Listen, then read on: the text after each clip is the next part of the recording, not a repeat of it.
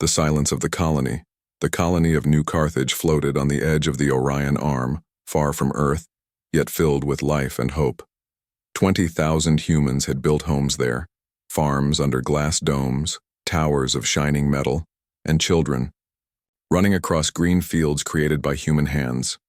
From orbit, the colony looked like a jewel in the darkness, a promise that humanity could reach the stars and thrive. For years, everything was calm. Ships traveled in and out, carrying food, minerals, and laughter in their radio calls. The people of New Carthage felt safe. They believed the galaxy was wide but not hostile. They believed nothing could break their peace. Then one day the silence began. At first, Earth's central communication hub thought it was a system glitch. The normal daily updates, weather reports, trade numbers, even small family messages, stopped. Hours passed, then a day. Engineers ran checks, but the machines were fine. The fault was not on Earth's side. The problem was with New Carthage. On the second day, a broken signal came through. It was faint, filled with static. The voice of a woman screamed through the noise. "They are here. Fire. Fire everywhere. Please." The message ended in a burst of static. Panic spread across Earth. Officials tried to calm the public. They said it was maybe an accident, maybe a reactor failure. But those who listened closely to the recording knew better. That was not an accident. That was terror. Military satellites turned toward the colony's coordinates. Drones were sent, racing faster than light. But the signals they carried back only brought more fear.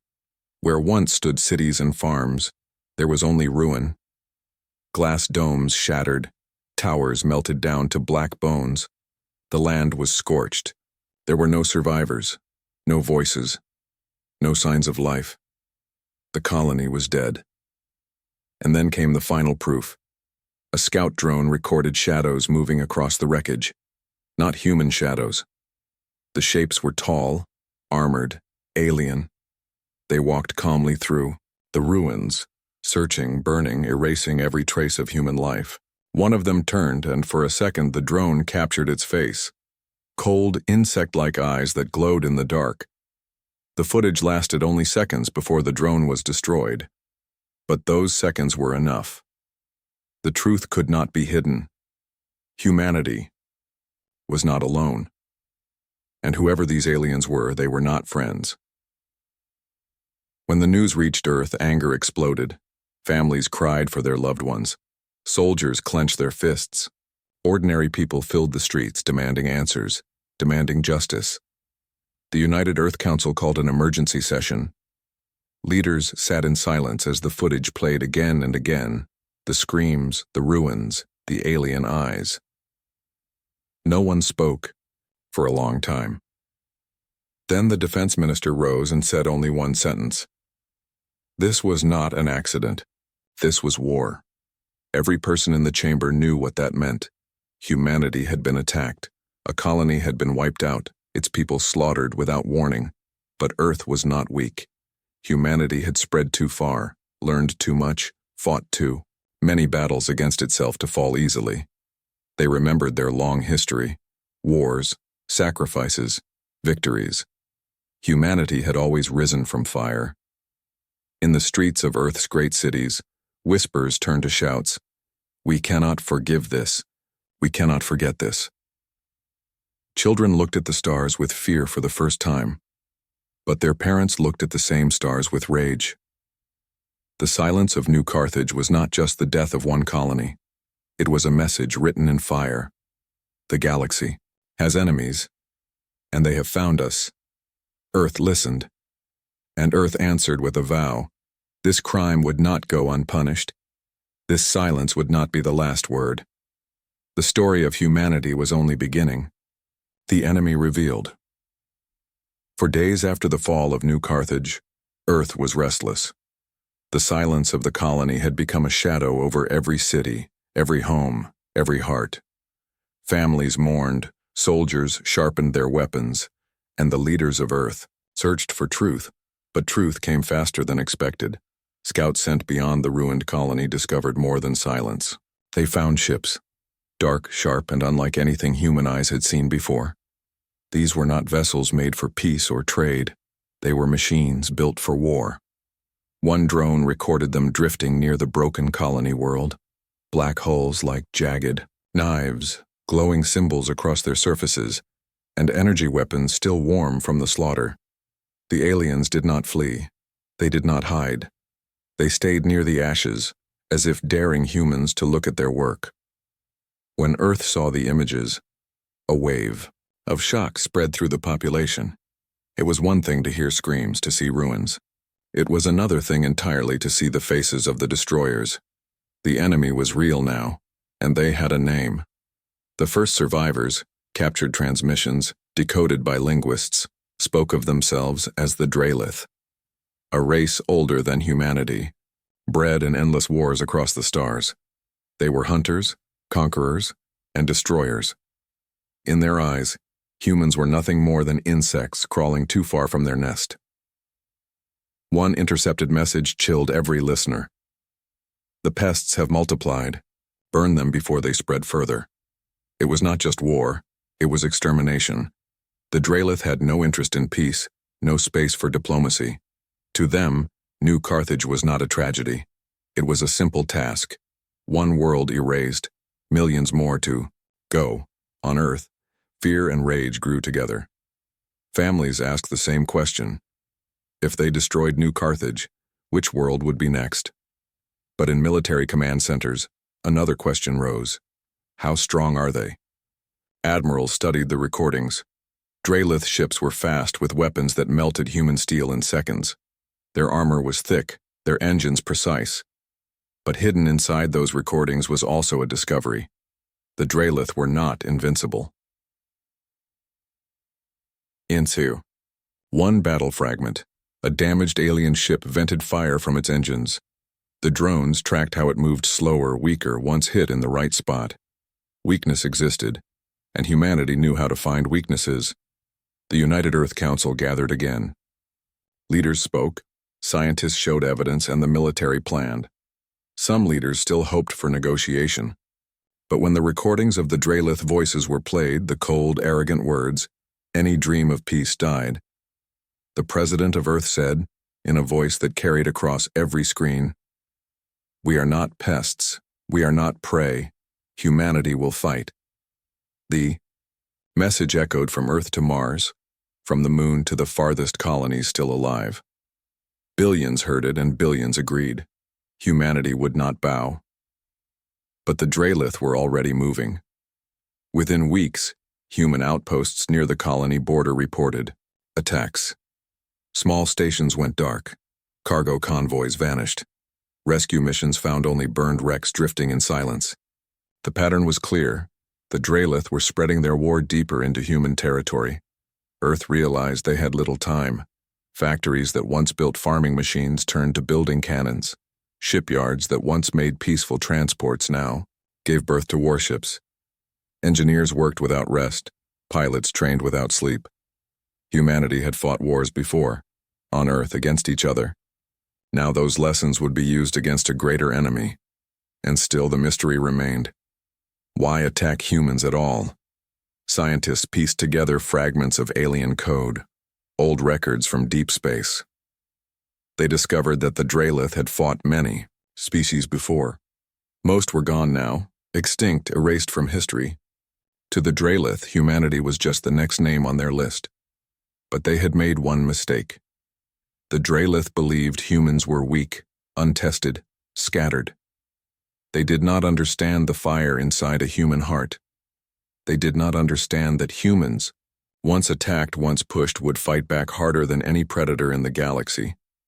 A single sentence began to rise among the soldiers training on Earth. They think we are insects. Let us show them what happens when you step on a nest. The fear of the unknown was gone now. The enemy had a face, a name, a purpose. The galaxy had revealed itself to be cruel, but humanity was ready to answer with cruelty of its own. In the skies above Earth, the first wave of new warships launched, their hulls still shining with fresh steel.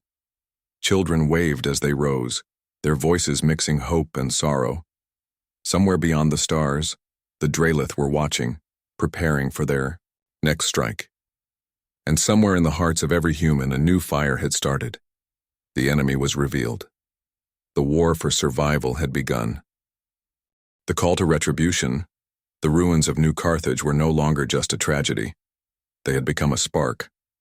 Across Earth and her colonies, grief turned into fury. The Drelith thought they had silenced humanity. Instead, they had awakened something far more dangerous: human vengeance.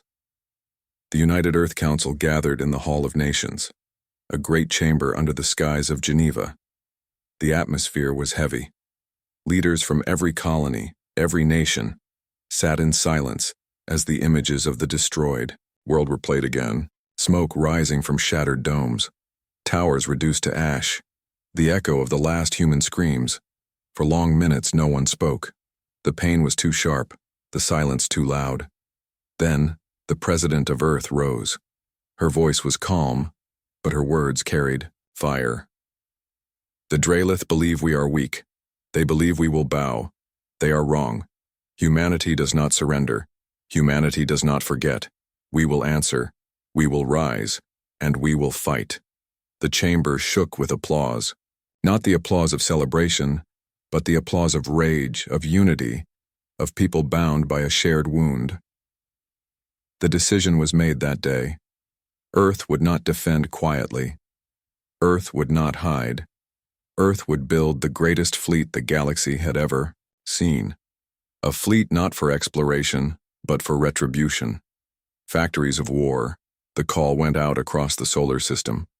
Shipyards on the moon stopped building transports and began forging warships.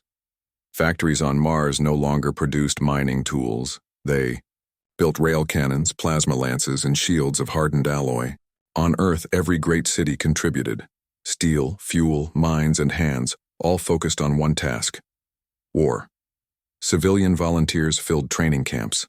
Pilots learned to fly new fighters. Engineers worked day and night on weapons that had never existed before.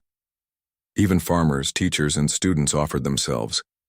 Humanity was not just sending soldiers to war. Humanity itself was becoming the soldier, and soon, numbers began to grow. 10,000 ships, 50,000, 100,000. The count did not stop. Earth's industries, once divided, now moved as one machine. Humanity had never been so united, not even in its greatest wars on Earth. By the end of the year, the impossible had become reality. 700,000 warships, an armada the galaxy had never seen before. The weight of vengeance, but numbers alone did not win wars. The Drelith were older, their technology more advanced. Everyone knew this, and yet there was something the Drelith did not understand, something that gave humanity an edge. Humans did not fight only for survival. They fought for memory. For the children who had screamed on New Carthage. For the farmers whose fields had turned to dust. For the idea that humanity had a right to exist among the stars. That spirit filled every ship, every soldier, every weapon. When a pilot climbed into a fighter, he whispered a name, a brother, a mother, a friend, someone taken by the Drelith. Every human went to war not as an individual, but as the voice of a lost colony crying out for justice. The Drelith had destroyed one world. Humanity carried 20,000 voices into battle, the first speech of war. When the Armada was finally ready, the fleet assembled in orbit above Earth. The sight was breathtaking. 700,000 ships, lined in endless rows, stretching farther than the eye could see. The night sky glowed with their engines, turning darkness into light. The President's final words before launch were broadcast to every corner of the human domain. Her voice was steady, filled with iron. The Drelith believe humanity is weak. They are wrong. The Drelith believe they can erase us. They are wrong. Today we carry the fire of Earth into the stars. Today we answer silence with thunder. Today, humanity rises. Across the fleet, soldiers cheered. Pilots pounded their controls. Engineers wiped tears from their eyes. The Armada was no longer just a force of ships. It was the beating heart, Of Earth unleashed, the Drelith response far across the galaxy, the Drelith watched. Their scouts saw the human fleet rising. They laughed at first, calling it desperate. In their arrogance, they believed no young species could challenge them. But deep within their war councils, whispers began to spread. 700,000 ships.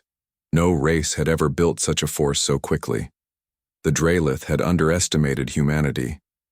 For the first time, doubt crept into their minds. The fire ahead. The fleet prepared to depart. Families gathered at starports, watching fathers, mothers, and children board ships that might never return. Goodbyes were whispered, hands held tightly, promises made. Everyone knew the cost of war, but no one turned away. This was not just defense. This was retribution. The silence of New Carthage had started a chain that could not be broken. The Drelith had believed humans were insects, but now the insects had risen in a swarm so vast, so furious, it threatened to consume the galaxy itself. As the engines of the great fleet roared to life, one message spread across every ship, every world, every human heart. They took one colony. We will take their empire. And with that vow, Earth unleashed its fury into the stars. First clash in the void, the human fleet was ready. 700,000 ships stood in silence, waiting in the dark beyond Earth. Their engines glowed like scattered stars, their hulls gleamed with fresh steel, and inside every vessel, human hearts beat with anger and resolve. The Drelith did not wait long. Scouts reported an enemy fleet moving toward human space. Not small raiding groups, not scouts like before, this time an armada. 40,000 alien ships armed with weapons that had erased New Carthage. They came fast, confident, ready to strike again. The Council did not hesitate. Humanity's new armada would not hide. The time had come for the first clash. Into the darkness the order was given. Rows of warships shifted into formation, engines roaring. From Earth to Mars, families looked up at the night skies and saw the streaks of light. Ships leaping into the void. Humanity was on the move.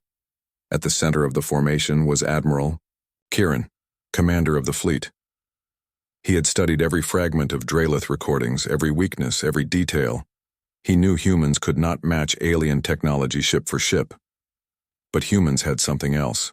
They had numbers, tactics, and the will to fight until nothing was left. His voice echoed across the fleet. This is not defense. This is retribution. They believe they are predators. Today, they learn what prey can become when cornered. Every captain, every pilot, every soldier heard him. And when the human fleet dropped into alien space, they were ready. First contact. The battle began in silence. The void was dark, the stars calm. Then, sensors lit up. 40,000 Drelith warships appeared ahead, their hulls sharp and black, glowing with cruel red energy. The Drelith sent a transmission. A single voice, cold and filled with contempt. Humans, your colony was erased. More will follow. Turn back now, or perish. Admiral Kieran's answer was simple. We do not turn back. Then the first human missile streaked across the void, fire in the stars. The clash erupted in a storm of light. Human warships unleashed waves of torpedoes, rail cannon fire, and plasma bolts. The Drelith responded with beams of burning energy that tore through space like lightning. Ships exploded, fragments of steel scattered across the battlefield. The void filled with fire. The Drelith fought with precision. Their weapons cut through human armor easily, slicing ships in half. Entire squadrons were lost in seconds. The enemy laughed, believing humans would break, but humans did not break. Fighters swarmed like angry hornets, striking at Drelith engines. Smaller frigates sacrificed themselves to shield carriers. Cruisers held formation, absorbing fire so the larger ships could continue launching volleys. Each human ship destroyed bought time for others to strike harder. The turning point. Then, something unexpected happened. A Drelith warship, hit by concentrated human fire, broke apart. Not slowly, suddenly, violently. The explosion tore through two other alien vessels nearby. Sensors confirmed it. Humans had found a weakness. The Drelith shields were powerful, but their reactors were unstable. Enough hits in the right place and even the great hunters could fall. Admiral Kieran seized the moment. Target their cores, strike as one. The order spread like wildfire. Every human ship adjusted aim. Rail cannons and plasma lances focused on the same weak points. One by one, Drelith ships began to fall. Not many at first, but enough to prove the truth the enemy could bleed. For the first time, the Drelith hesitated. Humanity's fury hours passed. The battle became chaos. Fireballs lit the void, wreckage drifted, and the screams of dying soldiers filled comm channels. But the human fleet did not stop. Captains refused to retreat even as their ships burned. Pilots dove into enemy fire, destroying Drelith cruisers with suicidal runs. Humanity fought like a species with nothing to lose and everything to prove. At last, the Drelith realized this was no easy hunt. They had expected insects. What they found instead was fire. Their fleet, once confident, began to pull back. Not in full retreat, but enough to show they were uncertain. Enough to show fear. Aftermath: when the battle ended, space was filled with wreckage. Thousands of human ships were gone, their crews lost forever. But alongside them floated hundreds of shattered Drelith warships. It was not a victory in numbers. Humanity had paid dearly. But it was a victory in spirit. For the first time in history, the Drelith had been forced to retreat. For the first time, they had learned that humans were not prey. They were warriors. As the surviving fleet regrouped, Admiral Kieran sent one final message back to Earth. We have met the enemy. We have struck them. And we will strike again. Humanity does not kneel. On Earth, when the message was broadcast, cheers erupted across every city, every colony, every home. The pain of New Carthage was still raw. But now there was hope. The Drelith had revealed themselves as predators, and humanity had revealed itself as something far worse. The war expands. The first great battle in the void had changed everything. Humanity had lost thousands of ships, but they had also proven the impossible. The Drelith could be defeated. For the first time in centuries, the ancient predators had pulled back, their war fleet broken. That victory echoed across every human world. Families who had cried for New Carthage now shouted for vengeance. Soldiers walked taller. Children pointed to the night sky and whispered, "We are fighting back." But the war was only beginning. The Drelith response. The Drelith were not used to resistance. For ages they had crushed species after species, erasing them without struggle. But humans had hurt them, and that wound could not be ignored. In their shadowy war councils, the Drelith swore to bring overwhelming force. This time, they would not come with 40,000 ships. They would come with hundreds of thousands. They would drown humanity in fire until not a single voice was left. And so fleets of alien warships spread like storms across the galaxy, striking at human colonies, stations, and outposts. The war was expanding and every battle grew larger, bloodier, more desperate. Humanity's answer. Humanity answered not with fear, but with fury. The great armada of 700,000 warships divided into strike groups. Each group became a spear moving across the stars, hunting the enemy wherever they appeared. In the asteroid belts near Alpha Centauri, human destroyers ambushed a Drelith convoy. They used the rocks for cover, then burst from hiding, unleashing torpedoes that turned alien ships into flaming wrecks. Near the twin suns of Tau Ceti, a battle lasted 3 days. Human cruisers fought in blinding heat, their hulls glowing red, from the twin stars, but they did not break. When the smoke cleared, Drelith corpses floated among shattered ships, proof that the hunters could bleed. And in the dark reaches beyond Sirius, human fighters swarmed a massive Drelith carrier. Outnumbered 3-1, the pilots attacked anyway. They dove through waves of enemy fire, tearing at the giant ship until its reactor burst, scattering pieces across the void. Every battle told the same story. The Drelith were stronger, older, and deadlier, but humanity refused to stop, Sacrifice and fire. The cost was terrible. Whole fleets of human ships were lost. Thousands of names were read every week in mourning halls. Families across Earth wept for children who would never return. But with every sacrifice, the humans struck harder. They adapted faster than the Drelith expected. Each battle taught them something new. Each loss became a lesson. The Drelith relied on brute power. Humans relied on creativity. They used false signals to lure alien ships into ambushes. They turned mining stations into hidden fortresses. They even weaponized asteroids, slamming them into enemy formations with precision thrusters. Slowly, painfully, the balance of fear began to shift. The galaxy watches beyond the battlefield. Other alien races watched in silence. For centuries, they had feared the Drelith. Some had even served them as slaves. Now they saw a new species, young, reckless, and furious, standing against the predators. Whispers spread across the stars. The humans fight. The humans wound the hunters. For the first time, the galaxy began to wonder, could the Drelith be defeated? Could humans be the ones to do it? A war without borders. The war no longer had front lines. It burned everywhere. Colonies fortified themselves, building defenses that turned peaceful towns into fortresses.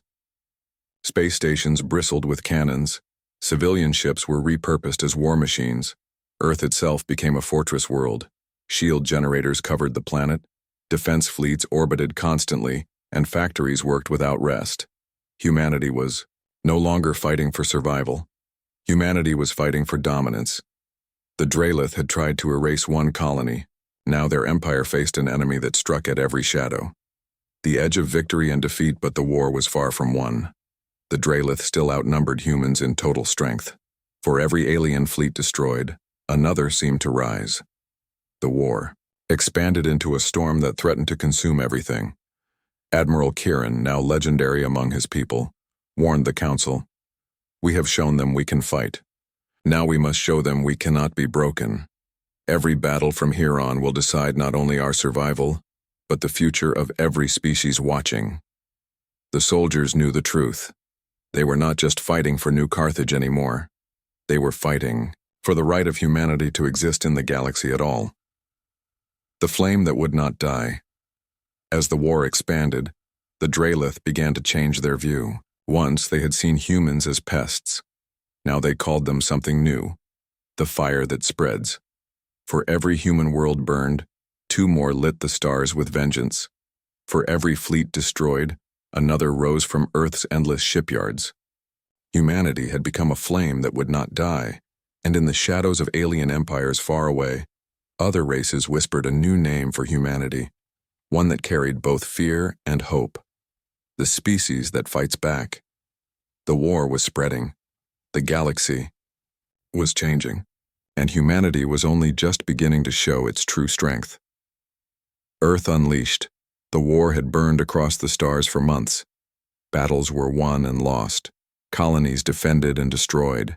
Fleets shattered and rebuilt. Humanity had proven it could fight. But the Drelith still believed victory was only a matter of time. They were wrong, because Earth had not yet unleashed its full strength. The gathering storm, while strike groups fought across the galaxy, the Great Armada remained in reserve. Shipyards worked day and night, adding more vessels, upgrading weapons, reinforcing armor. Engineers whispered that the fleet was no longer a force of defense. It was a weapon forged for a single purpose: vengeance. 700,000 warships. Battleships the size of cities, carriers that launched endless wings of fighters, destroyers fast as lightning, and frigates swarming like angry bees. It was not a fleet. It was a tide, a storm, an iron wall stretching across the void. And now, that storm was ready to move. The target the Drelith had struck at colonies and outposts, always confident, always brutal. But intelligence reports revealed something new. A staging world, a fortress system deep in alien territory. From there, fleets launched raids into human space. It was the beating heart of their war machine. Admiral Kieran studied the maps in silence. He knew what had to be done. This was not about survival anymore. This was about sending a message the galaxy would never forget. The order went out. Every available warship was called to arms. The full Armada would strike. The departure Earths, skies blazed with light as the Armada rose. Families gathered on rooftops, watching the endless lines of ships vanish into the void. Children waved, not knowing if their parents would return. Cities fell silent as billions listened to the president's final address. Today we unleash the strength of Earth. Today we show the Dralith they cannot erase us. Today the galaxy will learn the cost of striking humanity. With that, the Armada vanished into hyperspace, a rival in fire when the fleet emerged near the Dralith fortress system. The void erupted with alarms. Alien warships scrambled in panic. They had never seen so many human vessels in one place. 700,000 warships filled the darkness, stretching farther than the eye could see. The stars themselves seemed drowned by the glow of engines and weapons. The Dralith commander sent a message, his voice dripping with arrogance. "You come to die in our space." Admiral Kieran's answer was cold and simple. "No, we come to make you bleed." The Battle of the Fortress. The clash was unlike anything the galaxy had ever witnessed. Humanity's Armada moved as one, unleashing storms of missiles and plasma. Fighter wings darkened the stars, diving into enemy formations. Capital ships fired beams so bright they carved holes through Dralith armor. The Dralith responded with savage force. Their fortress planet spat fire from orbital cannons. Their fleets unleashed waves of energy that split human ships apart. The void became a furnace of explosions, wreckage, and fire. But humanity had come prepared. Smaller ships drew enemy fire, sacrificing themselves so carriers could launch waves of fighters. Battleships formed iron walls, shielding weaker vessels, while pounding alien flagships with relentless fire. Every tactic, every sacrifice, every ounce of human willpower was unleashed. And slowly, the tide began to turn. The breakthrough A squadron of human destroyers pierced the alien line, targeting the fortress planet itself. Dralith defenses tore them apart, but not before they launched their payloads. Dozens of kinetic rods, each the size of skyscrapers, accelerated to impossible speed. The rods struck the planet's surface like the fist of a god. Firestorms erupted across the world, silencing cannons, shattering defenses. The fortress, once thought invincible, began to crumble. At the same moment, the Armada's main fleet punched through the alien lines. Human ships poured into the heart of the system, cutting down enemy vessels one after another. The Dralith, for the first time in living memory, began to break. Humanity's roar hours turned into days. The battle stretched endlessly, but humanity did not falter. Every time a ship was lost, another filled its place. Every time a pilot died, his squadron screamed his name and fought harder. At last, the Dralith flagship exploded, torn apart by combined fire. The fortress world went silent. The enemy fleet collapsed into chaos. And across the battlefield, a single roar spread from ship to ship, pilot to pilot, soldier to soldier. For Earth, for New Carthage. The void itself seemed to echo with human fury. Aftermath, when the guns fell silent, the system was in ruins. Thousands of human ships were gone, their crews lost forever. But the Dralith had lost more. Their fortress world was ash. Their fleet was broken. Their arrogance was shattered. The message was clear. Humanity was not prey. Humanity was not weak. Humanity was a storm that could sweep across the stars. Admiral Kieran's final words to the Council carried across every channel, every colony, every home. Earth has unleashed its strength. The Dralith know fear now, and they will know more. The galaxy listened. Other races, long silent, now whispered. The humans fight back. The humans cannot be stopped. And far away in the dark halls of the Dralith Empire, the predators who once laughed now felt something new, something they had never felt before. They felt fear. The message to the galaxy. The fortress world of the Dralith was gone, burned to ash by Earth's fury. Across the galaxy, the shockwaves of that battle spread faster than light. The predators who once hunted without fear had been forced to kneel. Humanity had proven what no other race had dared to believe. The Draelith could bleed, and they could fall, but the war was not yet over. The Draelith still commanded vast fleets, still ruled dark worlds filled with war factories. Their pride would not allow them to accept defeat. In their minds, the humans were still pests, pests that had bitten too hard. Now, they swore to crush them completely. And so, the Draelith gathered everything they had left. The final gamble reports flooded Earth's command centers. Hundreds of thousands of enemy ships were moving, an armada larger than anything humanity had ever faced.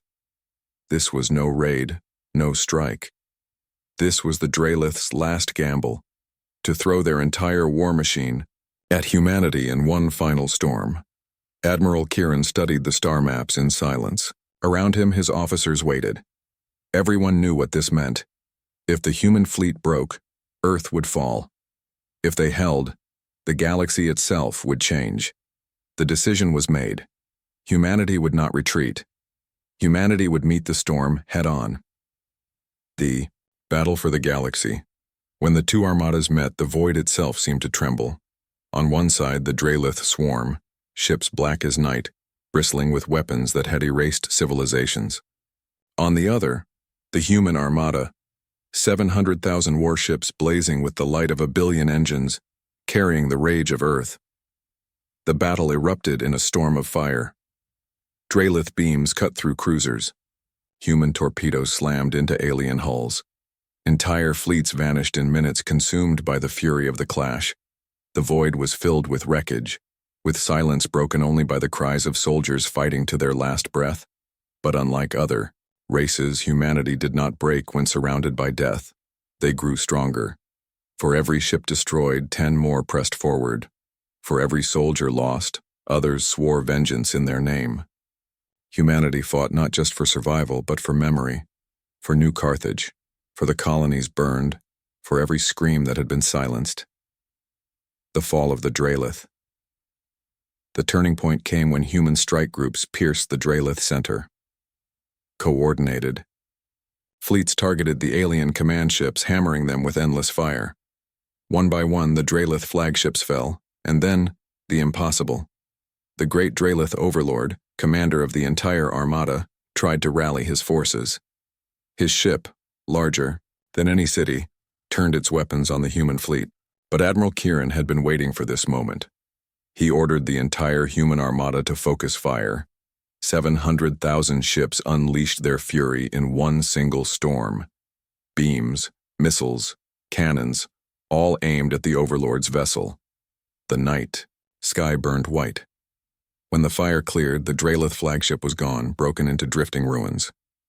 The Overlord was dead, and with his death, the Draelith armada collapsed. Ships fled in panic. Entire fleets surrendered. Others simply powered down, unwilling to face humanity's wrath. The predators of the galaxy had been broken. The message, when the battle was over, humanity stood victorious. The cost was beyond measure. Hundreds of thousands of human lives lost, fleets reduced to wreckage, colonies scarred forever. But humanity had not been erased. Humanity had endured. Humanity had won.